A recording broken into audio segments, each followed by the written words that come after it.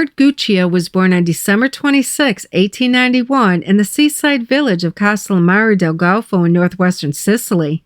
The Guccia family immigrated to the United States in 1908, and Bart was 17 years old when he arrived with his family in New York. The family eventually relocated to Binghamton in upstate New York. It was an area where many of his fellow Castellamarese countrymen had migrated and formed a settlement.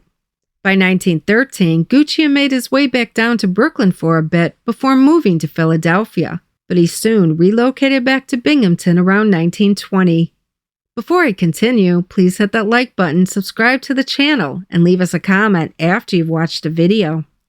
Bart Guccia gave the outward appearance as an unassuming, lowly fishmonger who scaled and sold fish for a living, but appearances can be very deceiving, especially in the case of Bart Guccia. The old man stood only 5 feet 4 inches tall and weighed less than 150 pounds soaking wet. With gray hair, brown eyes set behind thick eyeglasses, and a thick Sicilian accent you could cut with a knife, he seemed like nothing more than a little old man who was barely eking out a living by selling a few pieces of fish from a broken-down pickup truck. But the FBI didn't buy it.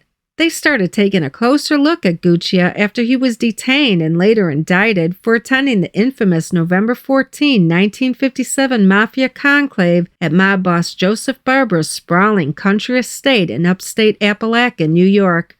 The quiet, unassuming Guccia was among 62 of the most important and notorious mafia racketeers from across the United States captured by New York State troopers who grew suspicious of all the fancy black Cadillacs and Lincolns converging on their little upstate hamlet that particular weekend.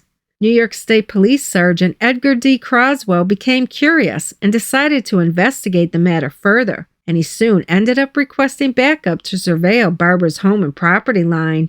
The troopers eventually set up roadblocks along all exits leaving from the Barber estate so they could stop and detain Barber's house guests as they tried departing the premises. Many guests were stopped inside cars as they drove down Barber's long driveway and were questioned by the police. Other hoodlums who witnessed what was happening to their fellow mafiosi tried fleeing through the woods to access other roads abutting the Barber estate. Comically, they ran in their camel-haired topcoats, silk suits, and polished alligator shoes to no avail. Some were suspected of having successfully escaped, but many more were captured. Many of the captured mafiosi were notorious racketeers back in their hometowns and states. They represented a cross-section of the entire Italian underworld from coast to coast. Police and federal investigators soon began to realize that what they had uncovered was nothing less than a watershed moment in the government's long fight against organized crime and the dreaded mafia thought to operate in America. And the previously little-known Bart Guccia found himself right in the middle of it all.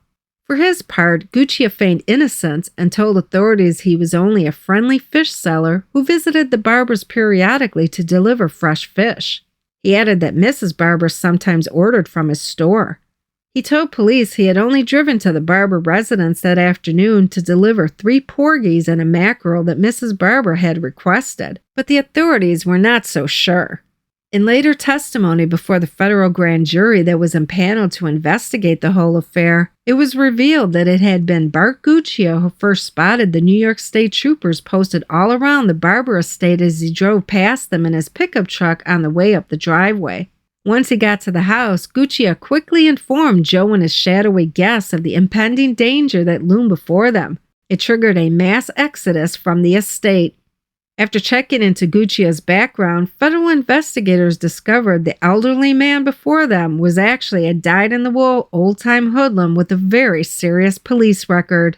He had a long string of arrests dating way back to 1916 for such serious offenses as bootlegging, conspiracy in the sale of unlicensed and untaxed alcohol, illegal possession of a revolver, assaulting a peace officer, reckless driver, driving at an excessive rate of speed, illegal gambling, bank burglary, breaking and entering, armed robbery, grand larceny, 2 counts of first-degree murder, and obstruction of justice of a federal grand jury. For example, in 1923, Bart Guccia was one of 4 men charged with involvement in a bank burglary in the town of Candor.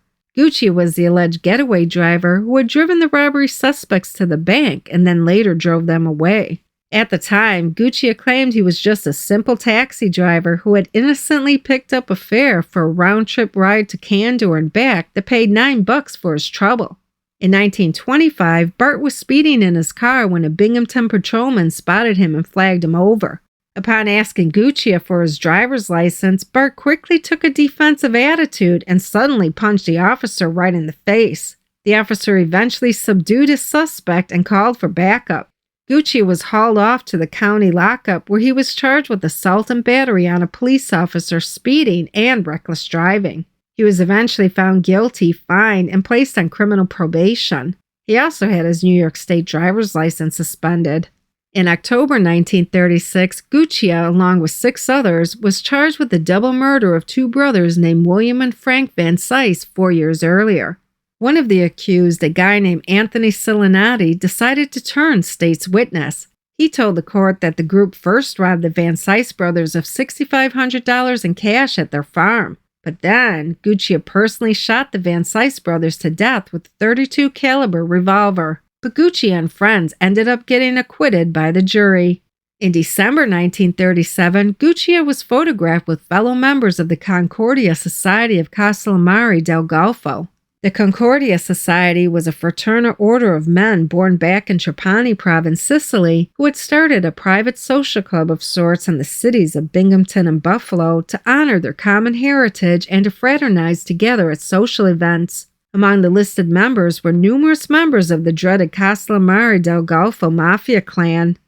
During his later questioning before the U.S. Senate committee and panel to further probe the Apalachin Meeting, Guccia admitted to being intimate friends with Buffalo family crime boss Stefano Magaddino and his brother Antonino Nino Magaddino. And he said that while living up in the Buffalo Niagara Falls area in the 1920s, he had rekindled his past friendship with the Magaddino brothers before he later relocated down to the Binghamton area where he permanently settled. It also came out in testimony that Joe Barber had served as the baptismal godfather to one of Guccia's children. The 2 old mafioso had been very close. The frail 67-year-old Guccia was hauled back and forth before the grand jury repeatedly and grilled about his sordid police record and his Cosa Nostra associations. But the wily old mafioso stood firm and either continued to feign innocence or hide behind his constitutional rights by pleading the Fifth Amendment.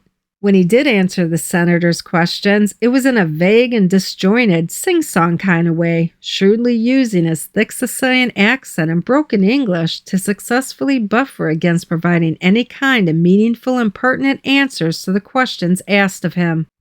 With the exception of his highly publicized murder trial back in 1936, it was more than the old man was used to facing during his long criminal career.